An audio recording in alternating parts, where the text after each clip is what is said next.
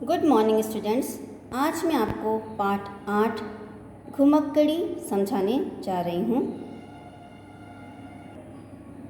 पहले पाठ के शब्दार्थों को जान लेते हैं। घुमक्कड़ का अर्थ होता है घूमने वाला, अद्वितीय माने अनोखा, आविष्कार का अर्थ होता है खोज, धर्माचार्य माने धर्म की शिक्षा देने वाला, वर्जन का अर्थ होता है त्याग, मनस्वी का अर्थ होता है मनन करने वाला, विभूति का अर्थ होता है ऐश्वर्य या प्रतिष्ठा, दंभी का अर्थ होता है घमंडी, दीवान का अर्थ होता है दिन में अंधे, हितकारी का अर्थ होता है कल्याणकारी, आलोक का अर्थ होता है प्रकाश या रोशनी, मुक्त का स्वतंत्र, कृति का रचना, हिम मुकुटित अर्थात बर्फ से ढकी हुई, तर्जुबा का अर्थ होता है अनुभव, तरुण तरुणी का अर्थ होता है नवयुवक या नव युवती। तो शुरू करते हैं आज का पाठ घुमक्कड़ी। प्रतिध्वनि जानते हैं। जब हम रास्ते की सुंदरता का आनंद लेना सीख लेते हैं तो हमें यह फर्क नहीं पड़ता कि रास्ता कहाँ जाता है। यह कथन अरविंद कटोच द्वारा कहा गया है। शुरू करते हैं पाठ। मेरी समझ में दुनिया की सर्वश्रेष्ठ वस्तु है घुमक्कड़ी। लेखक कह रहे हैं कि मेरी समझ में दुनिया की सर्वश्रेष्ठ वस्तु है घुमक्कड़ी। घुमक्कड़ से बढ़कर अर्थात घूमने वाले से बढ़कर व्यक्ति और समाज का कोई हितकारी नहीं हो सकता है। दुनिया दुख में हो चाहे सुख में, सभी समय यदि सहारा पाती है तो घुमक्कड़ों की ओर से ही। प्राकृतिक आदम मनुष्य परम घुमक्कड़ था। वो घूमने वाला था। खेती बागवानी तथा घर द्वार से मुक्त वह आकाश के पक्षियों की भांति पृथ्वी पर सदा विचरण करता था। जाड़े में यदि इस जगह था तो गर्मियों में वहाँ से 200 कोस दूर। आधुनिक काल में घुमक्कड़ों के काम की बात कहने की आवश्यकता है, क्योंकि लोगों ने घुमक्कड़ों की कृतियों का अर्थ होता है रचनाओं को चुराकर उन्हें गला फाड़ फाड़ कर अपने नाम से प्रकाशित किया, जिससे दुनिया जानने लगी कि वस्तुतः तेली के कोल्हू के बैल ही दुनिया में सब कुछ करते हैं।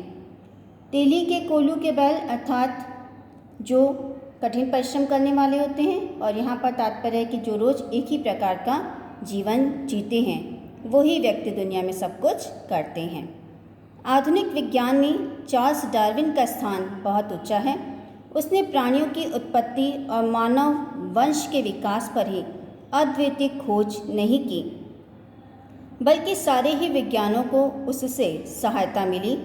कहना चाहिए कि सभी विज्ञानों को डार्विन के प्रकाश में दिशा बदलनी पड़ी। लेकिन क्या डार्विन अपने महान आविष्कारों को कर सकता था? आविष्कार का अर्थ होता है खोज। क्या डार्विन अपने महान आविष्कारों को कर सकता था यदि उसने घुमक्कड़ी का व्रत न लिया होता? लेखक मानते हैं कि पुस्तकें भी कुछ न कुछ घुमक्कड़ी का रस प्रदान करती हैं, लेकिन जिस तरह फोटो देखकर आप हिमालय के गहन वनों और खेतों, हिम मुकुटित शिखरों के सौंदर्य, हिम मुकुटित का अर्थ होता है बर्फ से ढकी हुई शिखरों के सौंदर्य, उनके रूप, उनकी गंध का अनुभव नहीं कर सकते। स्वयं वहाँ जाकर ही उस चीज़ का अनुभव किया जा सकता है। उसी तरह यात्रा कथाओं से आपकी उस बूंद से भेंट नहीं हो सकती जो कि एक घुमक्कड़ को प्राप्त होती है। अधिक से अधिक यात्रा पाठकों के लिए यही कहा जा सकता है कि दूसरे धंधों की अपेक्षा उन्हें थोड़ा आलोक मिल जाता है। आलोक का अर्थ होता है प्रकाश। दूसरे धंधों की अपेक्षा उन्हें थोड़ा प्रकाश मिल जाता है, और साथ ही ऐसी प्रेरणा भी मिल सकती है जो स्थायी नहीं तो कुछ दिनों के लिए तो उन्हें घुमक्कड़ बना ही सकती है। घुमक्कड़ क्यों दुनिया की सर्वश्रेष्ठ विभूति है? विभूति का अर्थ होता है ऐश्वर्य या प्रतिष्ठा का होना। इसलिए कि उसको आज की दुनिया ने को बनाया है। यदि आदिम पुरुष नदी या तालाब किनारे गर्म मुल्क में पड़े रहते तो वे दुनिया को आगे नहीं ले जा सकते थे। आदमी की घुमक्कड़ी ने बहुत बार खून की नदियाँ बहाई हैं, इसमें संदेह नहीं, और घुमक्कड़ों से हम हरगिज़ नहीं चाहेंगे कि वे खून के रास्ते पकड़ें। किंतु घुमक्कड़ों के काफिले न आते जाते तो सुस्त मानव जातियाँ सो जाती और पशु से ऊपर नहीं उठ पाती। पशु से ऊपर न उठ पाने का आशय है कि सिर्फ खाना और सोना, इससे मनुष्य ऊपर नहीं उठ पाता। मंगोल घुमक्कड़ों की करामातों को तो हम अच्छी तरह जानते हैं। मंगोल एक जाति है जो कि घुमक्कड़ी जाति है, तो मंगोल घुमक्कड़ों की करामातों को तो हम अच्छी तरह जानते हैं। बारूद, तोप, छापाखाना, दिग्दर्शक चश्मा, यही चीज़ें थीं जिन्होंने पश्चिम में विज्ञान युग आरंभ करवाया, और इन चीज़ों को वहाँ से ले जाने वाले मंगोल घुमक्कड़ ही थे। कोलंबस और वास्को डी गामा दो घुमक्कड़ ही थे जिन्होंने पश्चिमी देशों के आगे बढ़ने का रास्ता खोला। अमेरिका अधिकतर निर्जन सा पड़ा था। एशिया के कूप मंडकों ने घुमक्कड़ धर्म की महिमा भुला दी, इसलिए उन्होंने अमेरिका पर अपनी झंडी नहीं गाड़ी। 2 शताब्दियों पहले तक ऑस्ट्रेलिया खाली पड़ा था। चीन और भारत को अपनी सभ्यता पर बड़ा गर्व है, लेकिन इनको इतनी अक्ल नहीं आई कि वहाँ जाकर अपना झंडा गाड़ आते। आज अपने जनसंख्या के भार से भारत और चीन की भूमि दबी जा रही है, और ऑस्ट्रेलिया में 1 करोड़ भी आदमी नहीं हैं। आज एशियाइयों के लिए ऑस्ट्रेलिया का द्वार बंद है, लेकिन 2 सदी पहले वह हमारे हाथ की चीज़ थी। क्यों भारत और चीन ऑस्ट्रेलिया की अपार संपत्ति और अमित भूमि से वंचित रह गए? इसलिए कि वे घुमक्कड़ धर्म से विमुक्त थे।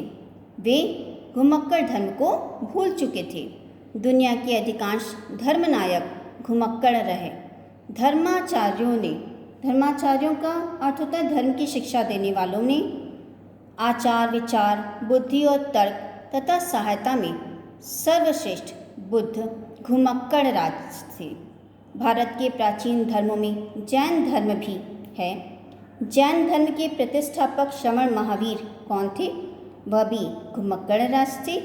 घुमक्कड़ धर्म के आचरण में छोटी से बड़ी तक सभी बाधाओं और उपाधियों को उन्होंने त्याग दिया था। घर द्वार और नारी संतान का ही नहीं, वस्त्र का भी वर्जन कर दिया था। वर्जन का अर्थ होता है त्याग कर देना। महावीर दूसरी तीसरी नहीं प्रथम श्रेणी के घुमक्कड़ थे। भगवान महावीर दूसरी श्रेणी के नहीं, तीसरी श्रेणी के नहीं, बल्कि प्रथम श्रेणी के ही घुमक्कड़ थे। वह आजीवन घूमते ही रहे। वैशाली में जन्म लेकर विचरण करते ही पावा में उन्होंने अपना शरीर छोड़ा। बुद्ध और महावीर से बढ़कर यदि कोई त्याग, तपस्या और सहृदयता का दावा करता है तो मैं केवल उसे दंभी कहूँगा। दंभी का अर्थ होता है घमंडी कहूँगा। आजकल कुटिया या आश्रम बनाकर तेली के बैल की तरह कोलू से बंधे कितने ही लोग अपने को अद्वितीय महात्मा कहते हैं। तेली के बैल अर्थात जो रोज़ एक ही प्रकार का जीवन जीते हैं, वैसे लोग अपने को अद्वितीय महात्मा कहते हैं, या खुद न कहकर वो अपने चेलों से कहलवाते हैं। लेकिन लेखक कहेंगे कि घुमक्कड़ी को त्याग कर यदि महापुरुष बना जाता तो फिर ऐसे लोग गली गली में देखे जाते। घुमक्कड़ी के लिए चिंताहीन होना आवश्यक है, चिंता मुक्त होना आवश्यक है, और चिंताहीन होने के लिए घुमक्कड़ी भी आवश्यक है, नहीं तो आपको चिंताएं घिरी रहेंगी। घुमक्कड़ी से बढ़कर सुख कहाँ मिल सकता है? आखिर चिंताहीनता तो सुख का सबसे स्पष्ट रूप है। घुमक्कड़ी में कष्ट भी होते हैं, लेकिन उसे उसी तरह समझिए जैसे भोजन में मिर्च। मिर्च में यदि कड़वाहट न हो तो क्या कोई मिर्च प्रेमी उसमें हाथ भी लगाएगा? वस्तुतः घुमक्कड़ी में कभी कभी होने वाले कड़वे अनुभव उसके रस को और बढ़ा देते हैं। उसी तरह जैसे काली पृष्ठभूमि में चित्र और अधिक खिल उठता है। व्यक्ति के लिए घुमक्कड़ी से बढ़कर कोई नकद धर्म नहीं है। इसलिए लेखक कहते हैं कि हर एक तरुण और तरुणी को घुमक्कड़ व्रत ग्रहण करना चाहिए। इसके विरुद्ध दिए जाने वाले सारे प्रमाणों को झूठ और व्यर्थ समझना चाहिए। यदि हित बंधन बाधा उपस्थित करते हैं घूमने में, तो समझना चाहिए कि वे दिवांध हैं। दिवांध का अर्थ है दिन में अंधे हैं। यदि धर्माचार्य कुछ उल्टा सीधा तर्क देते हैं तो समझ लेना चाहिए कि इन्हीं ढोंगियों ने संसार को कभी सरल और सच्चे पथ पर चलने नहीं दिया। यदि राज और राजसी नेता अपने कानूनी रुकावटें डालते हैं तो हजारों बार के तर्जुबे की हुई बात है कि महानदी के वेग की तरह घुमक्कड़ की गति को रोकने वाला दुनिया में पैदा नहीं हुआ है। बड़े बड़े कठोर पहरे वाली राज्य सीमाओं को घुमक्कड़ों ने आँख में धूल झोंक कर पार कर लिया। मैंने स्वयं एक से अधिक बार किया है। लेखक कहते हैं कि उन्होंने स्वयं एक से अधिक बार ऐसा किया है। संक्षेप में हम यह कह सकते हैं कि यदि कोई तरुण तरुणी घुमक्कड़ धर्म की शिक्षा लेता है तो वो अवश्य कहेंगे कि दीक्षा वही ले सकता है जिसमें भारी मात्रा में हर तरह का साहस है। उसे किसी की बात नहीं सुननी चाहिए, न माता के आंसू बहने की परवाह करनी चाहिए, न पिता के भय और उदासी की, न अपनी पत्नी के रोने धोने की, और न किसी तरुणी के अभागे पति के कलपने की। इसलिए कहते हैं, सैर कर दुनिया की गाफिल, जिंदगानी फिर कहाँ, जिंदगी गर कुछ रही तो नौजवानी फिर कहाँ। दुनिया में मनुष्य जन्म एक ही बार होता है और जवानी भी केवल एक ही बार आती है। साहसी मनस्वी अर्थात मनन करने वाले, चिंतन करने वाले तरुण तरुणियों के इस अवसर से हाथ नहीं धोना चाहिए। तरुण तरुणियों को इस अवसर का फ़ायदा उठाना चाहिए।